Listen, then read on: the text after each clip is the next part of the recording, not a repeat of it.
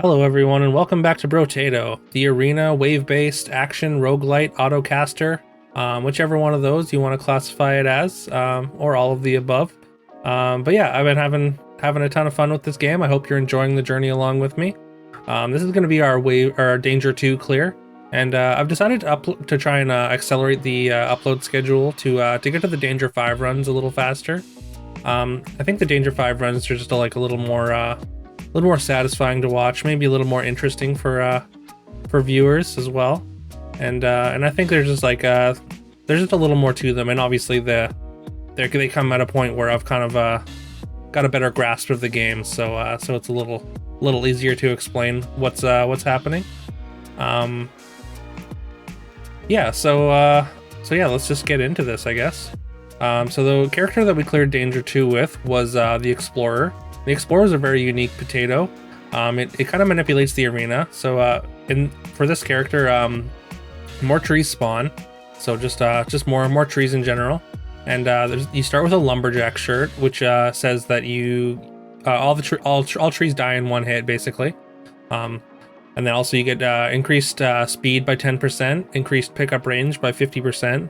The map size is 33% bigger. There are 25% more enemies. You get 50% less materials from enemies, and 10% enemy speed, and you start with negative 40% damage. So yeah, in the early game, you kind of start in a hole damage-wise, and you're kind of encouraged to kind of wander around the map, just knocking down trees and getting materials that way. So it definitely makes for a very unique play style, anyways. But yeah, so let's just get into this. We're going to be selecting the random weapon here, and we get a taser. I'm just going to select Danger 2 there, and here we go. So yeah, as you can see, there are three trees right in the beginning when we spawn there. The map is noticeably larger, and there's noticeably more enemies for Wave 1. Get through that pretty painlessly. We do get a crate because we got the extra trees, which is very nice, starting with some extra dodge and also some harvesting there. And we've only got 31 materials left, so I figure, I mean, it works out perfectly for us to just take these two weapons. It's going to add a decent amount of damage for us. Get a crate immediately as well, so that's very lucky. The torch does add an extra elemental to our weapons though, so now we have two elementals. The taser is an elemental in support. And there's that broken mouth, which gives us 5 max HP and negative 1 HP regen. I do value HP regen very highly though, so it's kind of an awkward item to take sometimes. But I think the 5 extra health in the beginning of the game is super important as well. It has a little more impact than the 1 HP regen, which we can recoup later. And now we've picked up a shredder, which is an explosive gun. So we've kind of got a bunch of different paths that we can go down. As you can see, again, there's a lot more enemies now, so they're kind of swarming us.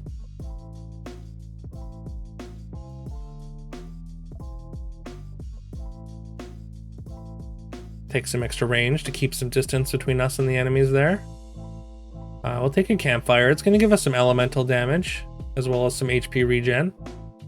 And you might as well pick up a little bit of engineering there, although we don't really have anything that works with the engineering right now. It seemed like a good idea at the time, just because based on how many materials we had left.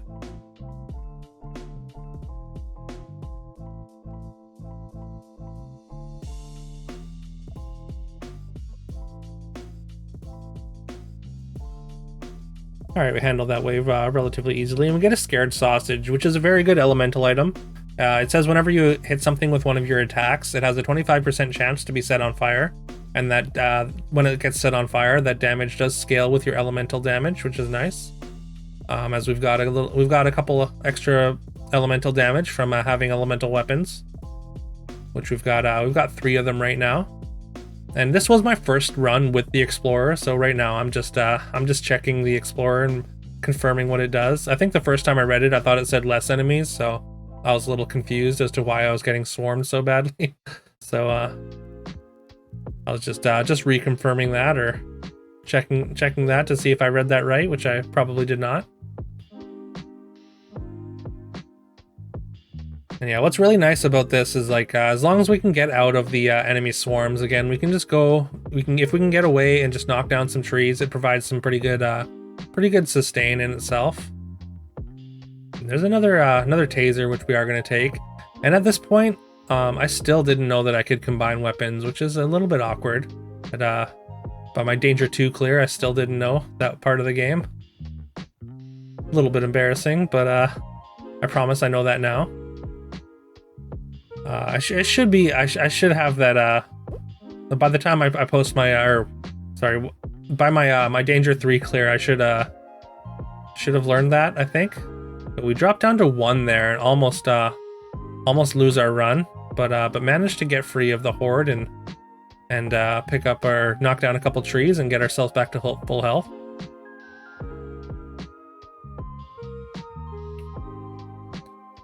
Take the speed there. Speed is very nice, especially when we have so much area to work with. Being able to run and find more trees and means more crates potentially. And you're gonna see me investing in luck because we have so many trees.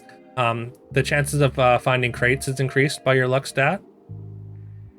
And I mean, that's just free items, so of course we're gonna try and get as much free stuff as we can. Again, we get knocked down pretty low, but we get free and find some trees, which contain health consumables mostly. Very early Vigilante Ring, which is going to increase our damage by 3% every single wave, which is very nice to pick up at this point in the game. As a purple item, it's like a level 3 item. Usually they don't start appearing until later unless you have a high luck stat. We've got 0 luck right now, but again, you'll see me invest in some relatively shortly here, as it's very, very good, I think, on the Explorer. We take a turret, which is named Tyler for some reason. We already have that 1 point of engineering we bought randomly in the beginning, so that helps Tyler's damage. And you can see there's Tyler just shooting little electric bolts out of him. That has to be some kind of inside joke for the devs, I assume. But yeah, we're here for it, I guess. It's always I don't know. It's always funny to me when random inanimate objects or animals have just like regular human names.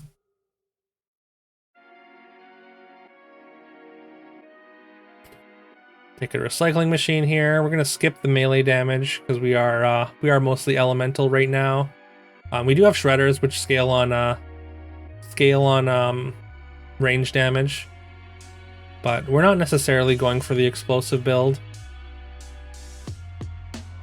We cut one of them for a level 2 wand there, which is going to be more elemental.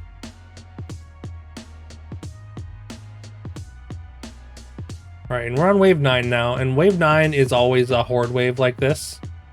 There are certain builds that actually really love taking advantage of this, of how many enemies are in this on this wave, and I actually have a really exciting one to show you guys from a Danger 5 run that I did, where I basically was able to abuse wave 9 and stack up some stats in a pretty fun way.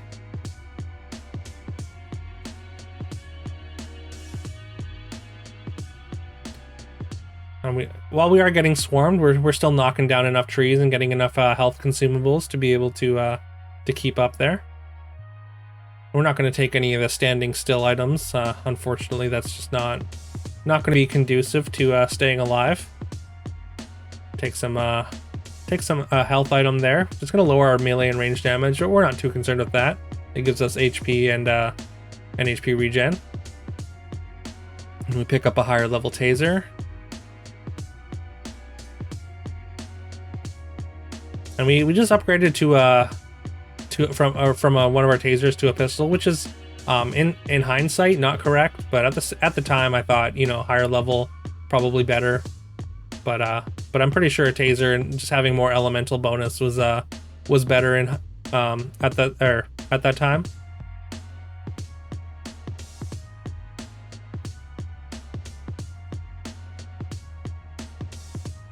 All right, you can see our wave clear's gotten a little bit better. Still not excellent, but it's better. And we're still only on Danger 2, so like that's, I mean, this we would definitely be dead on Danger 5 with the build that we have here, but we're still managing to stay alive just based on our consumable pickups.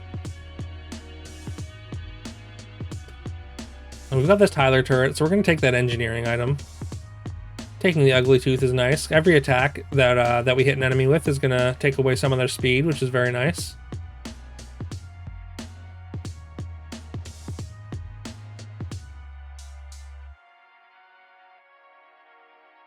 Now we got the mummy enemies, which are very, very healthy. So being able to take away their speed or knock them back is like pretty much the only way to deal with them, because they're very, very persistent. They're very tanky, and they'll push through most things.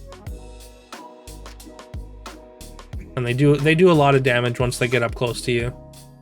So pretty deadly enemies, but pretty easily counterable.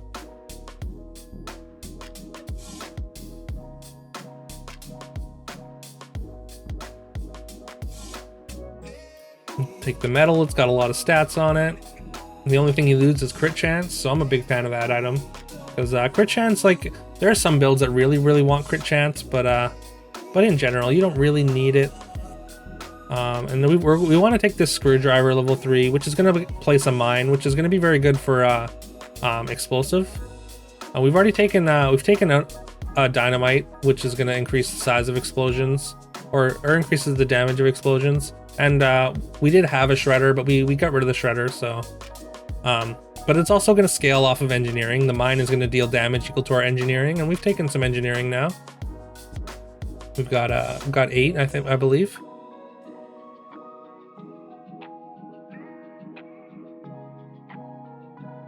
So yeah, now we've got a few turrets. We picked a couple up, and one of them's from the screwdriver that we have, or not the screwdriver, sorry, the wrench. The wrench weapon lets you start with a turret, and the screwdriver spawns mines every so often. And since we have a couple tools, that does increase our engineering stat. That's the benefit of the tool set bonus.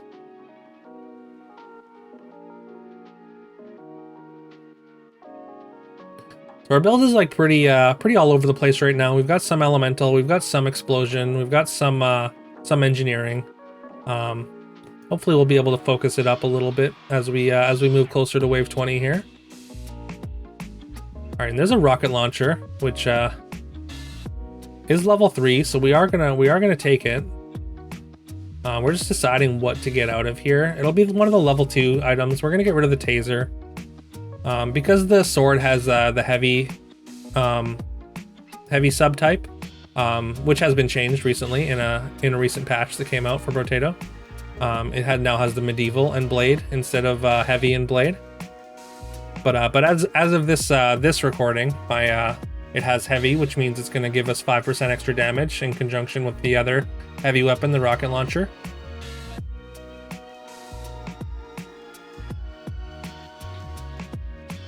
Whole bunch of trees over in the corner, just popping up together, trying to create a forest, but we're going to knock that down. And yeah, because of all this sustain we're getting from the trees, we're able to kind of weave in and out of this horde of enemies fairly inconsequentially. We're going to take a bunch of max HP there, and we get a second set of alien eyes, which is obviously a good benefit for our having a high HP.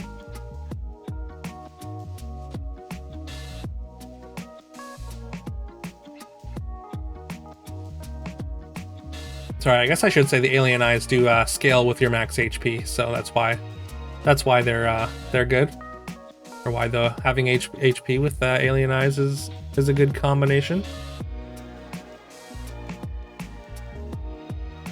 All right, we're getting a lot of projectiles here, but again, with all these consumables that are coming out of these trees that we're knocking down, we managed to stay healthy even through such a flurry of attacks.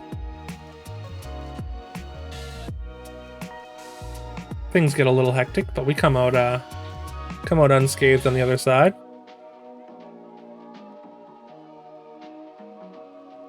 taking a bunch. We get a bunch of defensive items out of our crates from that round, which is nice. And there's a circular saw, which is gonna give us an extra blade. But I don't think we're gonna take it, and we don't. There's another wrench, which adds another turret to the field, which we're gonna abandon the wand for, which I'm pretty fine with. Take some wings, which is gonna lower our elemental damage, but it's gonna increase our speed. And I think the speed's a little bit more valuable, just because of how big this map is. Being able to just run fast and get away from enemies is pretty valuable here. Even though we're using elemental damage relatively well as well.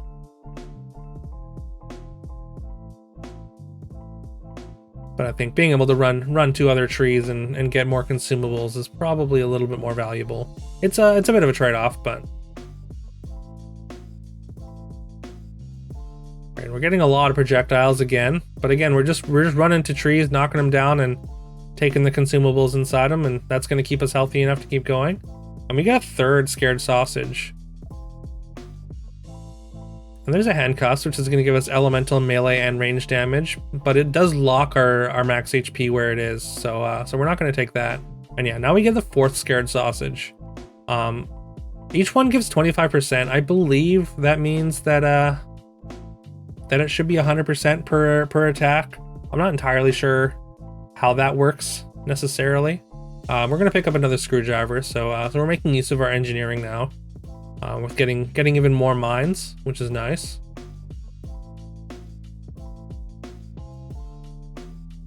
And with all this extra speed that we've accrued, like from the wings and whatnot, the being able to kind of kite enemies around into our mines is going to be very good. And yeah, you can see that we're doing a lot more damage now, which is very nice. So our wave clear has significantly improved, thanks to these alien eyes and the 4 stacks of scared sausage, and our rocket launcher and our mines, all those working together to clear these enemy swarms as they come in.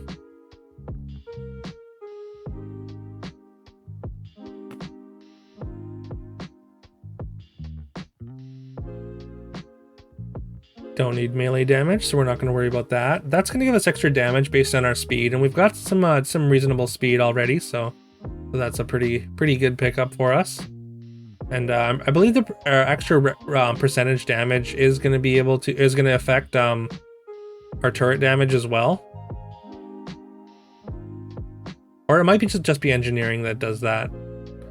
We did skip the second pair of wings, which I don't know how right that was, since we just took an item that increases our damage based on our speed. But it does lower elemental damage, which we are using as well.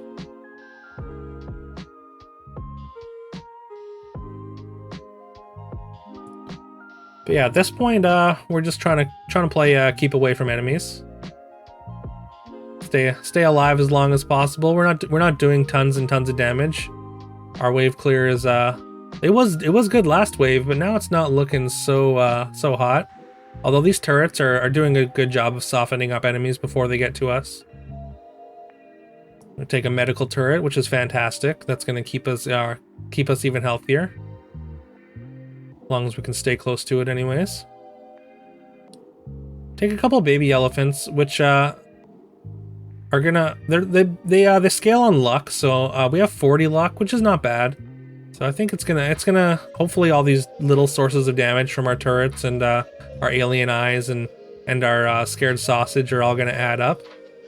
But again, wave 18 is a very scary wave. We've got tons and tons of these charging enemies, and they swarm you really, really fast, as I was saying in the last video.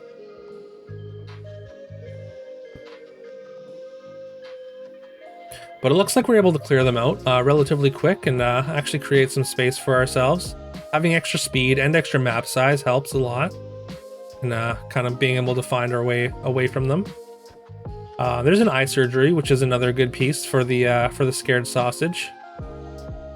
I believe it just makes the fire ticks happen faster, so there's like less delay between each each kind of proc of fire damage.